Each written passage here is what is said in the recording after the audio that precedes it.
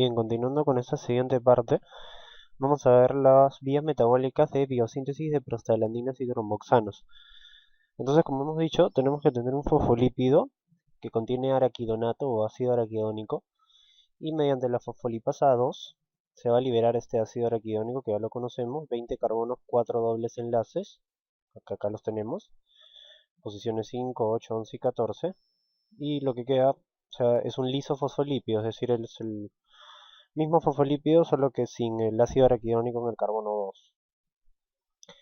Ya sabemos que los corticoides son los inhibidores de las fosfolipasas, y algún estímulo hormonal o de otro tipo va a ser el que va a estimular a la fosfolipasa 2, sobre todo estímulos infecciosos, inflamatorios, ¿no? Cualquier enfermedad inflamatoria.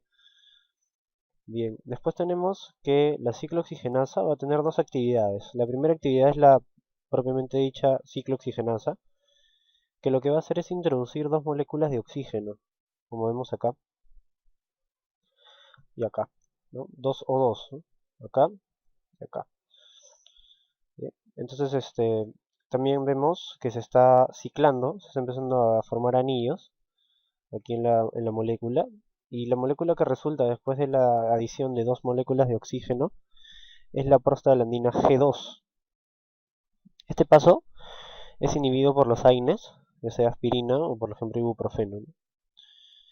Bien. Después de la prostaglandina G2 tenemos ahora la actividad peroxidasa de la COX, de la ciclooxigenasa. Bien, que lo que va a hacer es eliminarnos de acá una molécula de oxígeno. Y ahí se está formando lo que es la prostaglandina H2. Por eso es que la actividad peroxidasa de la COX también la podemos llamar prostaglandina H2 sintasa. Aquí los AINES también nos van a inhibir este paso. Entonces la ciclooxigenasa tiene dos actividades, ¿no? Una actividad ciclooxigenasa y una actividad peroxidasa. Ambas actividades son bloqueadas por los AINES. Y a partir de la prostaglandina H2, esta va a ser la precursora de todas las demás prostaglandinas, como vemos acá, y de los tromboxanos también.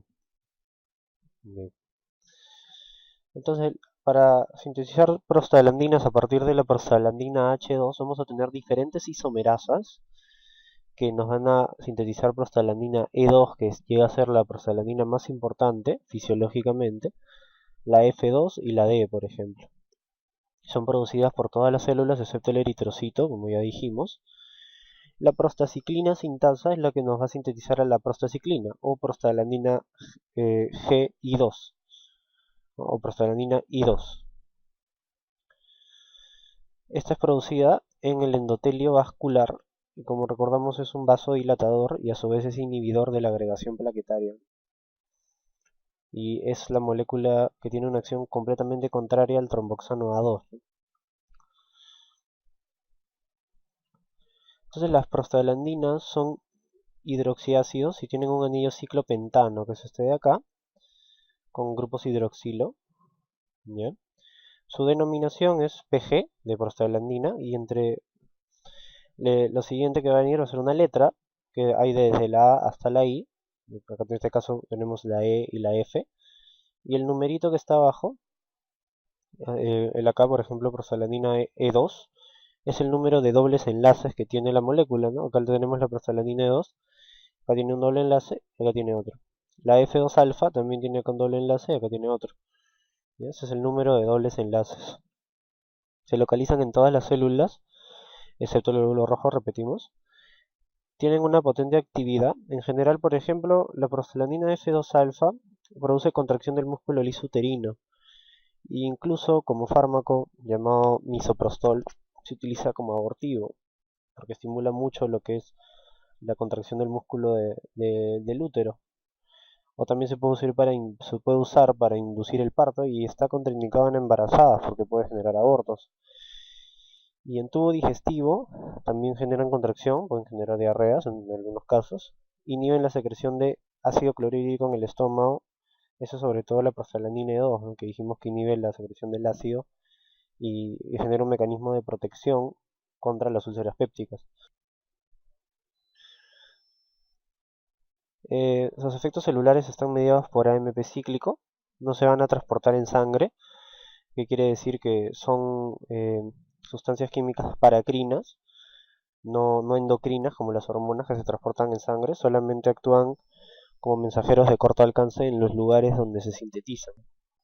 Bien, entonces resumiendo un poco, las funciones de las prostaglandinas intervienen sobre todo en lo que es la respuesta inflamatoria, causando vasodilatación con aumento de la permeabilidad vascular, permiten la migración de los leucocitos, es decir, ese aumento de la permeabilidad vascular abre poros en el endotelio y así los leucocitos son capaces de ingresar a los focos de infección, esa es la migración leucocitaria. Estimulan lo que son las vías nerviosas del dolor también. Por eso acá nosotros queremos actuar farmacológicamente en esto, ¿no? Como analgesia, como antiinflamatorio, ¿no? Disminuyendo la permeabilidad vascular, disminuyendo la migración leucocitaria. Provocan contracción del músculo liso, teniendo un ejemplo, el semen humano es rico en prostaglandinas. Y cuando ocurre el coito, las prostaglandinas que están en el semen humano estimulan la contracción del útero y favorecen la retropropulsión, es decir, la contracción del útero hacia arriba, para que se favorezca el movimiento de los espermatozoides a través de las trompas de falopio, para que se puedan mover. Eh, en la menstruación, las prostaglandinas favorecen el desprendimiento del endometrio y incluso se dice que los dolores menstruales se pueden tratar con inhibidores de las prostaglandinas, ¿no? Median mucho el dolor en ese tipo de situaciones. También intervienen en lo que es la regulación de la temperatura, porque eso es que estos fármacos, los AINES, también son antipiréticos, ¿no?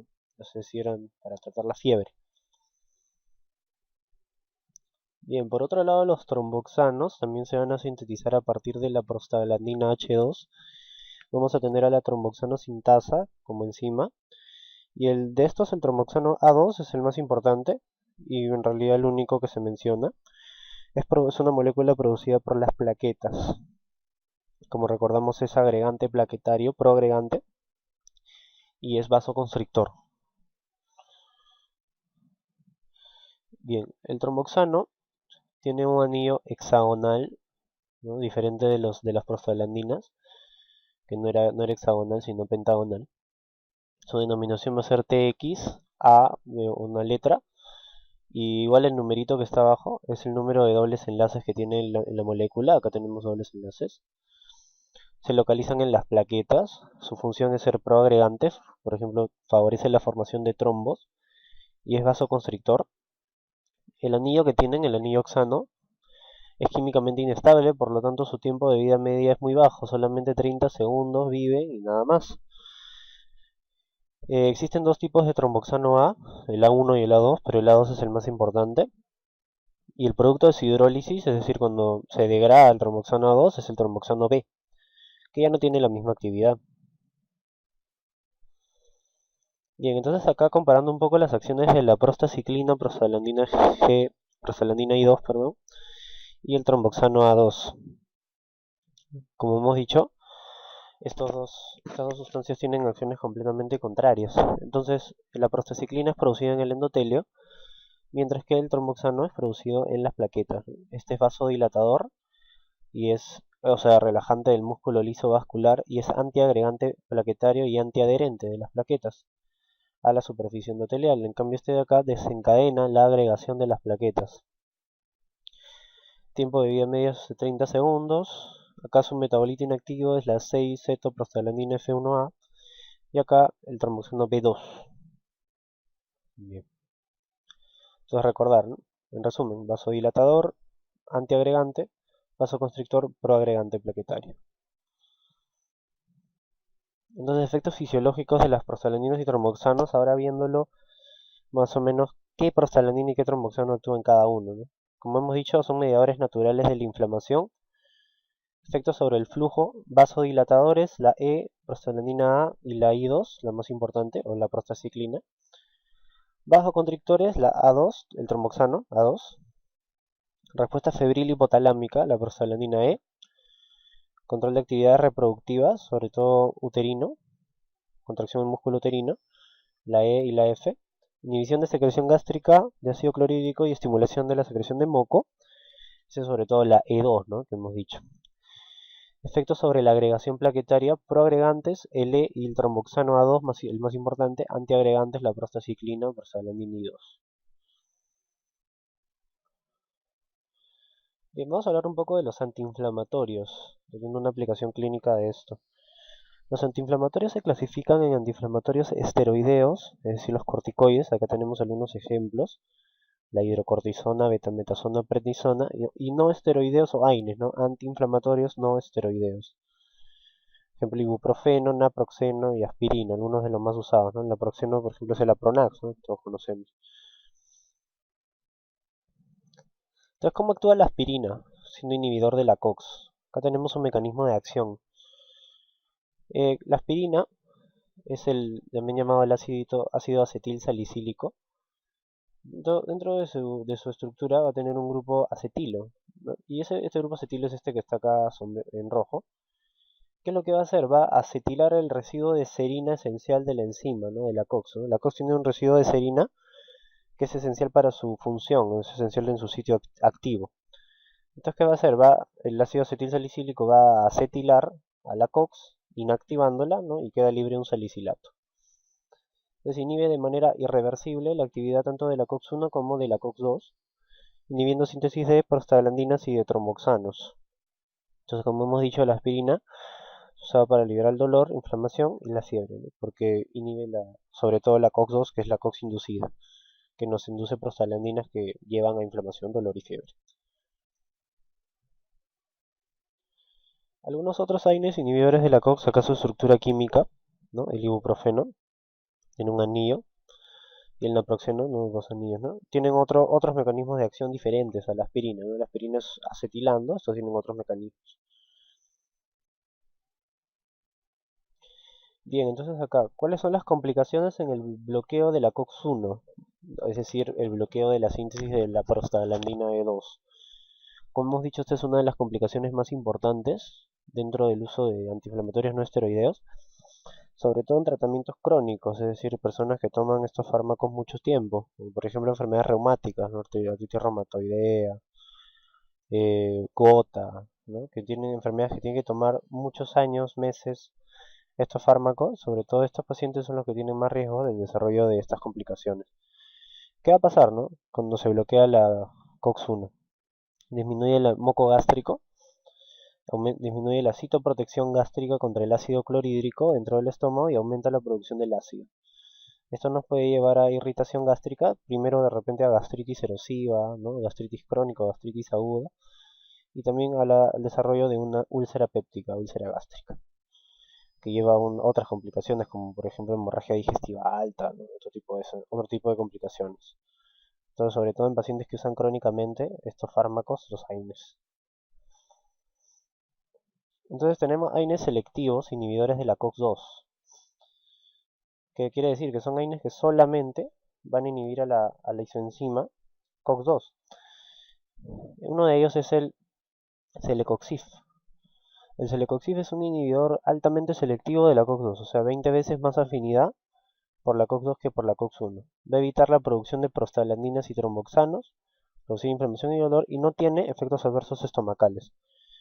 Sin embargo, este fármaco ha sido relacionado al desarrollo de enfermedades cardiovasculares, ¿no? Es decir, de episodios cardiovasculares agudos, o por ejemplo infarto agudo de miocardio o desorden cerebrovascular agudo, y por lo tanto, y esto en personas jóvenes, ¿no? En mujeres jóvenes, realmente. Por eso es que este fármaco se guarda solamente para enfermedades severas, como por ejemplo artritis reumatoide, o enfermedades que tengan que ser crónicamente los AINES, ¿no? No se usa, por ejemplo, para dolores de cabeza simples o para algún uso que usemos, por ejemplo, la aspirina por algún dolor de cabeza o alguna gripe o algo así. No se va a utilizar celecoxib, ¿no? Se guarda solamente para enfermedades severas. Y en algunos casos, en algunos pacientes especiales, ¿no? Por ejemplo, los ancianos que son tienen mucho más riesgo de los efectos adversos estomacales, ahí se guarda para ellos, ¿no? No se utiliza así de manera convencional, porque tiene unos efectos adversos sobre todo cardiovasculares, ¿no? Hay que ver el riesgo-beneficio dependiendo del paciente también. Bien. Hemos terminado entonces con los eicosanoides cíclicos, que eran prostaglandinas, prostaciclinas y tromboxanos. Vamos a hablar ahora de lo que son los eicosanoides lineales. Dentro de los eicosanoides lineales vamos a tener a los leucotrienos, que es el único grupo. Acá tenemos a la enzima LOX o lipoxigenasa, ya no a la ciclooxigenasa. Y estos leucotrienos se van a clasificar según la posición que incorporan un grupo hidroperóxido, que es lo que vamos a ver. Tenemos LOX5, que es de los neutrófilos o polimorfonucleares, LOX12 de las plaquetas, LOX15 de los eosinófilos, ¿no? Derivados de la LOX5, sobre todo van a hacer participar activamente en la respuesta de tipo antiinflamatorio, ¿no? Son antiinflamatorios, controladores de la respuesta. Entonces la lipooxigenasa, ¿no? El ácido araquidónico utilizado por la vía de la lipooxigenasa también va a ser liberado por los fosfolípidos de membrana celular, ¿no? Igualito que el anterior, cuando se activan las fosfolipasas celulares, ¿no? Y las lipoxigenasas catalizan la adición de una molécula de oxígeno a un carbono formando un doble enlace, ¿no? Y lo que se crea es un grupo hidroperóxido, ¿no? Eso es lo que vamos a ver ahora. Bien, entonces biosíntesis de leucotrienos acá en este esquema. Igual, a partir del araquidonato, nuestro ácido araquidónico de 20 carbonos con 4 dobles enlaces, lo que nos decía en la diapositiva anterior es que se va a introducir un oxígeno y dependiendo del carbono donde se introduzca será el nombre de la lipoxigenasa. Por ejemplo, acá se está introduciendo en el carbono 12, entonces es la 12-lipoxigenasa y este es el grupo hidroperóxido. Y se forman primero algunos intermediarios como el 12-hidroxiperoxiicosa tetraenoato, los 12-HPETE, y por múltiples pasos se formarán otros leucotrienos. Acá los derivados de la 5-lipoxigenasa, que son algunos de los más importantes, se forma igual el 5-HPTE, se introdujo un grupo hidroperóxido, pero ahora en el carbono 5. En este caso acá tenemos también derivados de la 15, se introducirán el carbono 15. A partir de la 5, del 5-HPTE, por múltiples pasos se sintetiza el leucotrino A4, luego el C4 y también el D4. Introducción de una molécula de agua a partir del A4 tendremos al B4. Introducción de una molécula de glutatión del A4 tenemos el C4. Salida de una molécula de glutatión nos dará el D4. Y a partir del D4 también deriva el D4 con salida de una molécula de glicina. Esta reacción catalizada por la gamma glutamil transpeptidasa. Bien. Entonces los leucotrienos ya no son moléculas cíclicas, ¿no? En la molécula que vemos acá, leucotrino C4, no existen anillos.